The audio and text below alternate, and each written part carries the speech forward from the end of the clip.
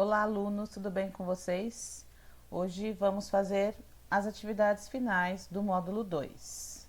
Então, é hora de revisar os conteúdos que trabalhamos aí. Olha só, nas páginas 94 e 95 temos algumas indicações. Aqui, a primeira, nós temos uma indicação do CineGibi 9. Vamos fazer de conta.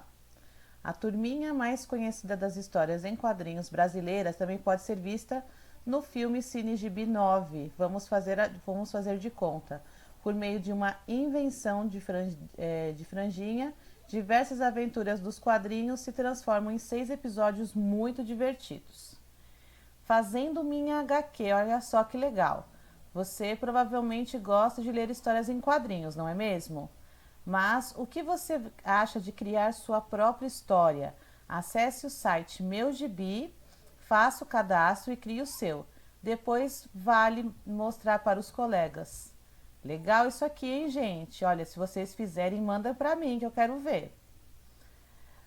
Encanto de comida. Os contos de fadas são sempre mágicos, mas você já parou para pensar no que os personagens dessa história comem?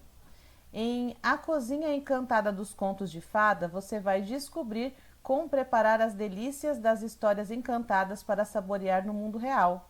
Interessante também, olha só, para trabalhar receita. Preparar e atacar. É muito bom cuidar da saúde, realizando atividades físicas e se alimentando bem. E para fazer isso, nada melhor do que preparar deliciosas receitas.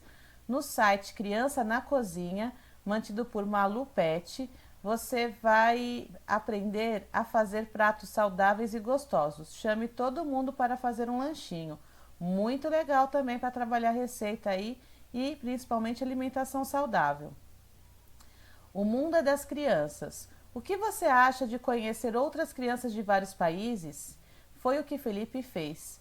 Passando por 32 países diferentes, ele conversou com as crianças para saber mais da vida delas e dividiu tudo com a gente no livro Jovem o Suficiente, numa viagem ao redor do mundo à busca da juventude perdida. Não perca a oportunidade de saber mais sobre a vida em lugares distantes. Muito interessante aqui essa indicação, gente. A Ilha Misteriosa. Olha que interessante também. Aposto que você nunca se cansa de aventura. A turma da Dona Dolores também. Ela encara a Ilha do Tempo Perdido, que esconde algum segredo. Todo cuidado é pouco. Nessa aventura, imaginação e realidade se misturam, proporcionando muita adrenalina para essa turma e para você. Legal, né? Bom, então agora vamos para as atividades que começam na página 96 e vamos até a página 100. No primeiro exercício, nós vamos relembrar linguagem verbal e linguagem não verbal. Então, antes da gente fazer a leitura da atividade, vamos assistir um vídeo em que mostra como isso acontece. Então, eu já expliquei, já falamos disso durante as aulas, já passei vídeos a respeito. Agora vamos trazer um vídeo diferente para vocês. Vamos lá.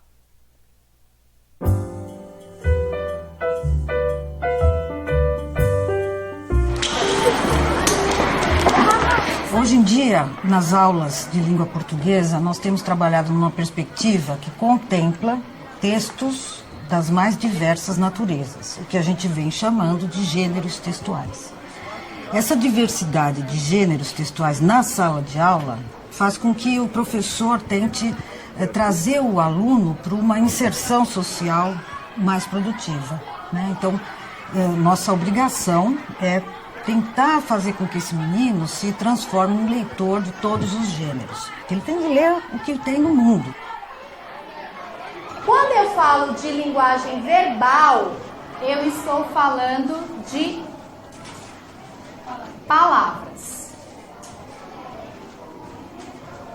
Então é qualquer texto, tá? Qualquer enunciado que tenha palavras, sejam elas faladas ou escritas. Quando eu não tenho palavras, como é que eu posso me comunicar? Mímica. Então, deixa eu colocar aqui. Gestos. A linguagem verbal e a não verbal, elas podem se apresentar num texto só. Por exemplo, um boletim meteorológico. Então, nós temos ali uma tabela com o solzinho, a nuvenzinha, se está nublado, aparece alguma coisa em cinza. Então, essa leitura desse boletim meteorológico vai usar o verbal, ou seja, a palavra escrita, e o não verbal, né, que são as imagens. Quando a gente fala em texto, todo mundo associa, em geral, com o escrito, com a materialidade escrita. Mas nem sempre há textos que são apenas feitos de imagem. Então, antigamente, nos hospitais havia um quadro grande de uma enfermeira com o dedo aqui no nariz, e ela fazia, aquilo era um recado, não tinha palavra nenhuma, mas era para fazer silêncio dentro daquele recinto. Esses são os recursos que nós temos de linguagem, sinais, olhares, a dança também tá? Uma linguagem não verbal, quadrinhos. O próprio formato do balãozinho, que existe na tirinha, ele também traz um recado, porque se a linha do balãozinho é contínua e tem um risquinho, essa personagem está falando. Se aparecer o balãozinho em forma de nuvem com umas bolotinhas, essa personagem está pensando. Então, são recados que vão sendo dados pelas imagens para que as pessoas instaurem sentido no texto de uma maneira tranquila. Agora, a pessoa precisa conhecer tudo isso. O papel do professor é ser mediador dessas imagens dentro da possibilidade daquele menino, dentro do ano escolar em que ele se encontra. E aí, relembraram? Então, linguagem verbal são palavras faladas ou escritas.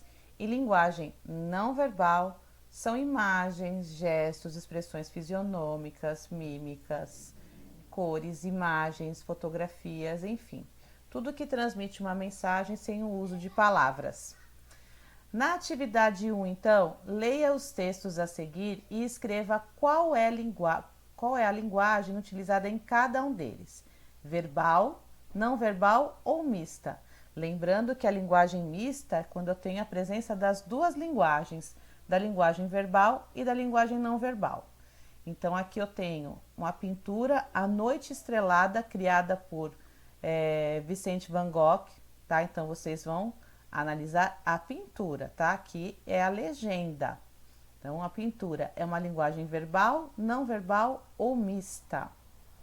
Aqui nós temos um poema. O coqueiro de sabido foi se pôr naquela altura, pensando que eu não sabia quando tem fruta madura. Aqui nós temos um bilhete. E aí, Paulinha, o jogo de vôlei está marcado hoje? Me liga mais tarde para combinarmos. Beijos, Ana. Aqui nós temos a capa do DVD Cubo e as Cordas Mágicas. Então, qual é o tipo de linguagem presente aqui nessa capa de DVD? Aqui nós temos uma placa de trânsito. E aqui temos uma fotografia. Tá? Então, em cada uma delas, vocês vão escrever se tem linguagem verbal, não verbal ou mista. Na atividade 2, nós vamos ler, então, a história em quadrinhos e responder as questões. Então, Marco. Roteiro de Alessandra Freitas. Então, observem aí as imagens. Zap. Gente, eu não consigo ler, que tá muito pequenininho, tá? Para mim aqui, mas vocês vão conseguir ler aí no livro de vocês. Letra A. Qual foi a reação da tartaruga Galapita ao conhecer a namorada de seu amigo Rock? Letra B. O que fez a tartaruga se preocupar no último quadrinho? Bom, então a A e B são perguntas referentes à interpretação da história em quadrinhos. Na letra C, qual é o gênero dos substantivos namorada e amigo utilizada na HQ? Que seria gênero do substantivo? Feminino e gênero masculino. Tá? Então, vocês vão ter que identificar se namorada está no gênero feminino ou masculino, e amigo, se é gênero feminino ou gênero masculino. Essas palavras estão empregadas no plural ou no singular? Plural e singular significa o seguinte, né? O número do substantivo. Um elemento, singular, dois ou mais, plural. Letra D. O que o diminutivo filhinhos indica nessa história? Bom, sabemos que o diminutivo, além de indicar tamanho pequeno, pode indicar também uma atitude de carinho, ironia, desprezo. Então, veja qual foi o sentido da palavra filhinhos utilizada aí na história em quadrinhos. Letra C. A quem o substantivo ninhada faz referência? Bom, ninhada é um substantivo coletivo. Então, pense em quem, dentro da história em quadrinhos, a quem ele faz uma referência aí. Bom, vamos então para a atividade 3. Leia a tirinha a seguir. Família Falcote. Será que eu vou conseguir ler? 6 meses para montar esse quebra-cabeça. A última peça. Parabéns, papai. Desculpa, papai. Deu ruim. Letra A. De que forma ocorre o humor nessa tirinha? Letra B. Que tipo de linguagem foi empregada na tirinha? Então, mais uma vez, falando de linguagem verbal e linguagem não verbal. Letra C. E linguagem mista, né? Linguagem verbal, não verbal e mista. C. Que tipo de balão foram empregados? Que tipos, né? De balão foram empregados nessa tirinha? Então, olha só, temos balão aqui, aqui e aqui. Então, quais foram os tipos de balões que apareceram aí nessa tirinha? 4. Observe as capas dos livros a seguir. Então, tenho aqui o livro O Elefante Cabeludo, Rotas Fantásticas e Contos de Moçambique. Letra A. Escreva os adjetivos empregados nas capas A e B e classifique-os em primitivos ou derivados. Então, aqui, elefante cabeludo e rotas fantásticas, temos a presença de adjetivos. Primitivo, um é primitivo e o outro é derivado. Ou os dois são derivados, ou os dois são primitivos, tá? Então, preste atenção aí. Na dúvida, volte lá no conteúdo sobre adjetivos que tem explicando de novo o que são adjetivos primitivos e derivados. Letra B. Que adjetivo pátrio pode substituir a locução empregada na capa C, Contos de Moçambique? Bom, adjetivo pátrio é aquele adjetivo utilizado para caracterizar a pessoa de origem de um país, alguma coisa de origem de um lugar, cidade, estado, país. 5. Leia a fábula abaixo. O vento e o sol. O vento e o sol estavam disputando qual dos dois era mais forte. De repente, viram um viajante que vinha caminhando. Sei como decidir nosso caso. Aquele que conseguir fazer o viajante tirar o casaco será o mais forte. Você começa, propôs o sol, retirando-se para trás de uma nuvem. A nuvem começou a soprar com toda a força. Quanto mais soprava, mais o homem ajustava o casaco no corpo. Desconsolado, o vento se retirou.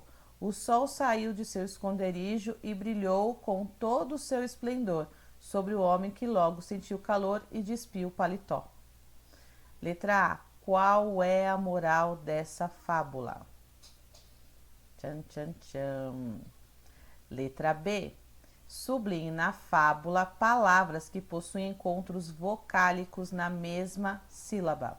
Lembrando, então, que são encontros vocálicos. São encontros de 2 ou mais vogais em uma palavra.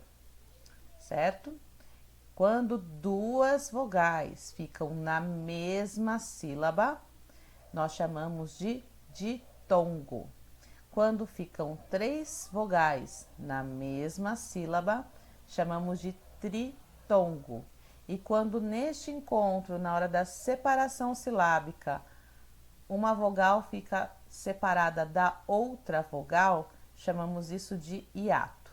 Tá? Então, o que ele quer aqui é que você encontre dentro deste trecho da fábula um encontro vocálico, e sublinho, tá? Que fique na mesma sílaba. Letra C. O encontro vocálico da palavra viajante é classificado como ditongo, tritongo ou hiato. Então, temos aqui, ó, viajante. Esse encontro vocálico aqui. Ele é um ditongo, um tritongo ou um hiato. Letra D. A seguir, faça a separação silábica das palavras com encontro consonantal. Traz, soprava, brilhou e esplendor.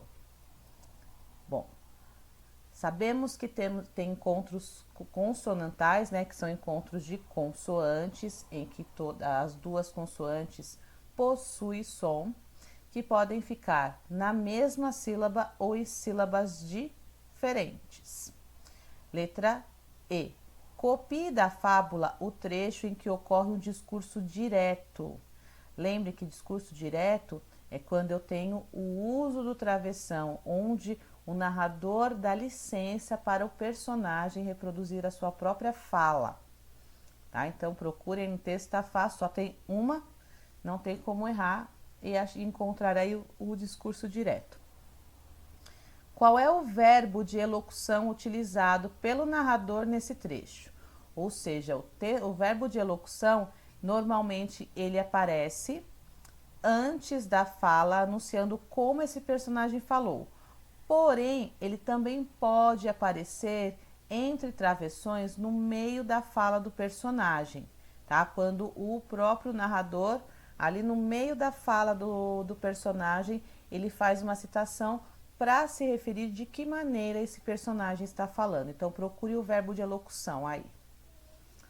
Vamos para a última página, página 100, atividade 6. Leia o trecho de um relato. Então, temos aqui: saímos de Santa Maria no domingo a 1h em direção ao Rio Grande, aonde chegamos às 7h. Tomamos um Uber até os moles do cassino. Tiramos umas fotos, colocamos as mochilas nas costas. A minha com 27 quilos e a do Cleiton com 25 quilos. E ao Passos Vivos iniciamos a nossa travessia às 8h30 da manhã. Perto do meio-dia, já havíamos caminhado 20 quilômetros e o Cleiton avistou uma caixa d'água azul atrás das dunas. Era uma vila de pescadores. Paramos para reabastecer as garrafas e fomos convidados para almoçar por um senhor, conhecido por todos como um marinheiro. E tivemos a nossa primeira lição de bondade. Sentamos com ele, sua esposa e neta à mesa e no meio de muitas histórias almoçamos. Letra A. O autor do texto está relatando... O que o autor do texto está relatando nesse trecho? Letra B. Escreva o numeral 8h30 por extenso. Então, vocês vão escrever por extenso aqui, 8h30. Letra C. Classifique os numerais destacados na frase abaixo. Então, eu quero a classificação de meio e a classificação de 20. Letra D. Vocês lembram as classificações? Ah, pensou que eu não ia falar, né? Os numerais, eles podem ser cardinais, quando eles indicarem quantidade. Eles podem ser ordinais, quando indicarem ordem. Eles podem ser multiplicativos, quando indicarem multiplicação. E fracionário, quando indicar fração, uma parte, uma divisão. Letra D. Com base na leitura desse relato, assinale a alternativa que indica uma possível característica psicológica do autor: empenhado, preguiçoso e sedentário.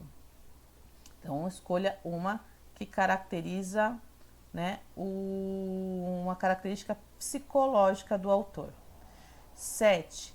Releia um trecho do relato apresentado acima.